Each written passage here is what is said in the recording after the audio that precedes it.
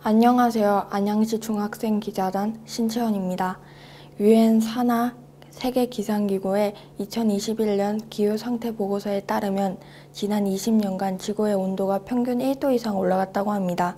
이 1도의 영향은 크게 생각하지 않을 수도 있겠지만 현재 지구는 이 1도의 온도 상승으로 인해 수많은 이상 자연현상들이 발생하고 있습니다.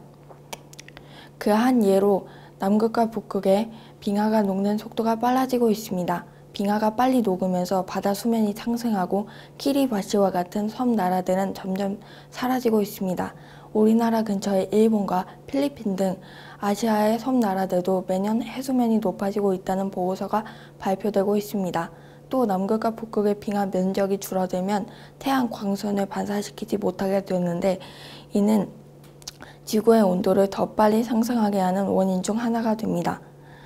조너선 본버 브리스톨 빙하 센터장은 현재 해수면 상승 속도는 지난 2000년 동안 그 어느 때보다도 빨라지고 있다며 이 상태로 계속 간다면 상승폭이 2100년에는 2m를 넘어설 것이고 전 세계 6억 3천만 인구가 터전을 잃을 수도 있다며 경고했습니다.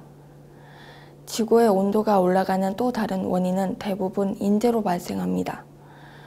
기업의 화석연료 과잉 사용, 가정의 전력 과잉 사용, 사람들의 육류 과잉 섭취 등을 큰 예로 들 수 있습니다. 우리가 지금 사용하는 의식주 모든 것이 지구의 온도 상승에 영향을 미치고 있음을 알아야 합니다.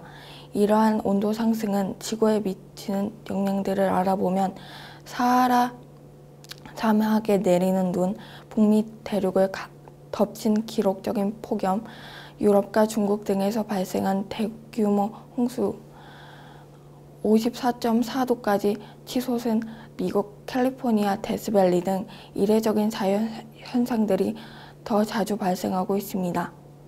우리나라의 경우만 봐도 여름 폭염, 집중호우, 따뜻한 겨울, 더 강력해지는 태풍 현상들이 계속 지속되고 있습니다. 또 2020년 국제과학자 그룹 글로벌 카본 프로젝트는 한국은 연간 6억 1,100만 톤 가량의 이산화탄소를 배출하고 있는 세계 9위 이산화탄소 배출국이라고 발표하기도 했습니다. 이상입니다. 안양시 중학생 기자단 이로희 기자입니다. 지구의 온도가 올라가면서 바다의 온도도 높아지고 있습니다. 특히 바다의 수온이 1도 오르는 건 육상의 기온 5도에서 10도 이상 오르는 것과 같다고 보시면 됩니다. 우리나라 제주 바다의 상황을 살펴보면 지난 36년 동안 바다의 수온이 평균 2도가 올랐습니다. 이로 인해서 제주 바다는 미역과 감태 그리고 그에 의존하는 생명들의 생태계가 그 자취를 잃었습니다. 또 최근 제주 바다에서 스쿠버를 하다 보면 동남아시아에서나 볼 수 있었던 아열대성 어종이 늘어난 것을 볼 수 있는데 제주 바닷속 물고기 170여 종 가운데 확인 기록된 아열대 어종이 수만 87종이라고 합니다. 한편 국립수산과학원이 2019년 발행한 수산 분야 기후변화 평가 백서에 따르면 한국의 연근의 연평균 표층 소원은 지난 50년간 1.23도 상승했다고 합니다. 이로 인해서 동해에서는 명태가 사라졌고 오징어를 비롯해 우리나라에서 잡히던 많은 어종들이 사라져가고 있습니다. 또 제주 특산물이던 자리돔과 방어 등은 제주를 떠나 남해와 동해에서 더 많이 잡히기도 합니다. 이렇게 수온 상승으로 기존 생태계의 어종 생태 변화를 볼 수 있습니다. 또 제주의 갯녹음 현상으로 예를 들 수 있습니다.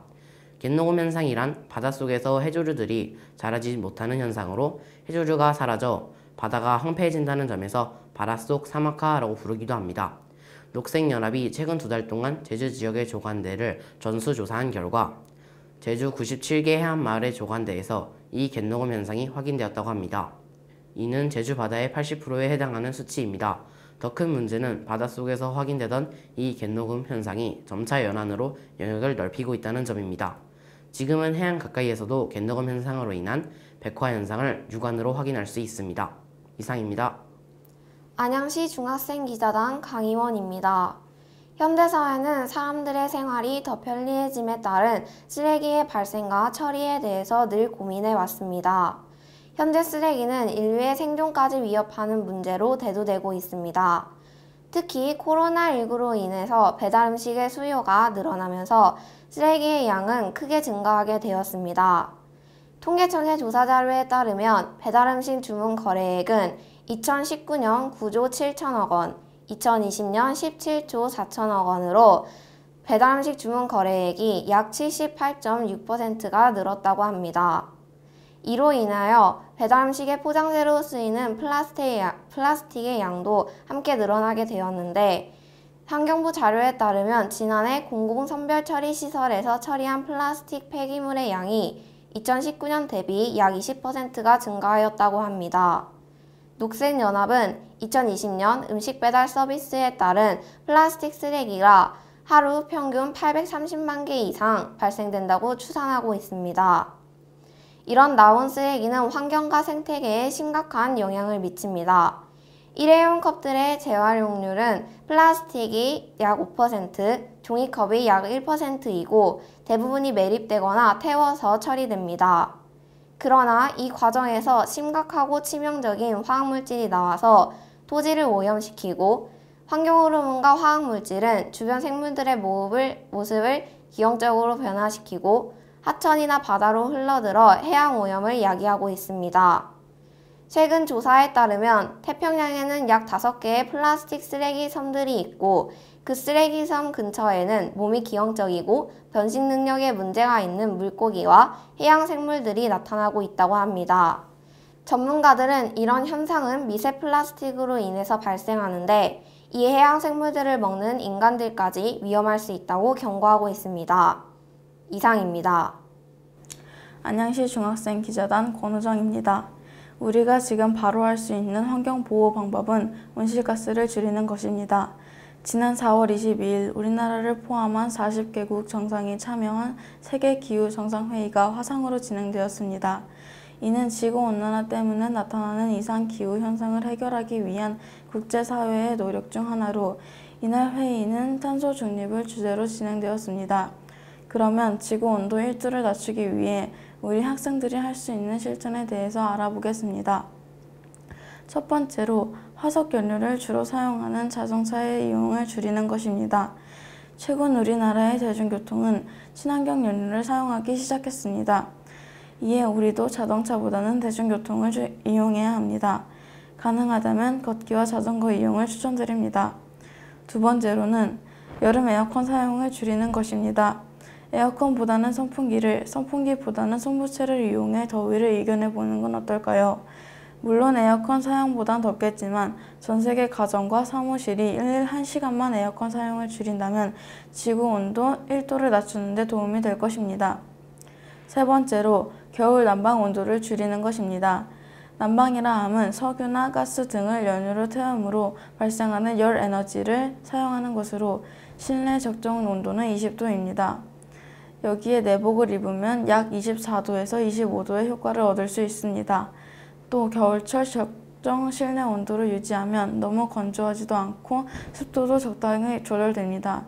감기 예방 효과도 따라옵니다. 네 번째로 식생활의 변화를 가져야 합니다. 특히 고기보다는 야채 위주로 식생활을 전환해야 합니다. 이렇게 우리의 생활 작은 부분부터 바꾸어 나가기 시작한다면 20년보다 짧은 시간에 지구온도 1도를 낮출 수 있을 것입니다.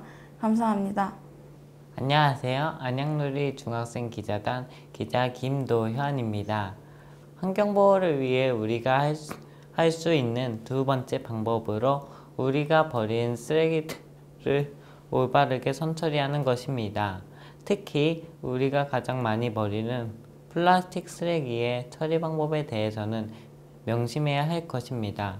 플라스틱류는 내용물을 깨끗이 비운 뒤 물로 헹궈서 이물질을 제거하고 배출해야 합니다. 이때 본체와 랍을 그리고 뚜껑을 분리 배출해야 합니다. 특히 투명 페트병과 유색 페트병도 분리해서 배출해야 합니다. 가급적이면 플라스틱 제품을 사용하지 않는 것이 현명합니다. 캔류는 철과 알루미늄으로 나눕니다. 보통은 두 재질을 구별하지 않고 버리는데 지역에 따라서는 분리해서 배출해야 하는 곳도 있습니다. 캔도 배출할 때는 내용물을 비우고 물로 헹군 후 배출해야 합니다. 주의사항으로 부탄가스나 살충제, 용기 등을 배출할 때는 꼭 구멍을 뚫어 내용물을 비운 후 배출해야만 안전합니다. 유리병을 배출할 때는 병뚜껑을 제거한 뒤 병 안까지 내용물을 비우고 물로 헹군 후 배출합니다. 이때 병이 깨지지 않도록 주의해야 합니다. 만약 유리병이 깨졌다면 신문지에 싸서 종량제 봉투에 넣어야 합니다. 거울, 전구, 깨진 유리, 도자기류, 내열식기류, 유리뚜껑, 크리스탈 유리 제품, 유독물 병 등은 유리병류에 포함되지 않으므로 특수 규격 마다에 배출해야 합니다. 종이류와 종이팩은 따로 구분해서 버려야 합니다.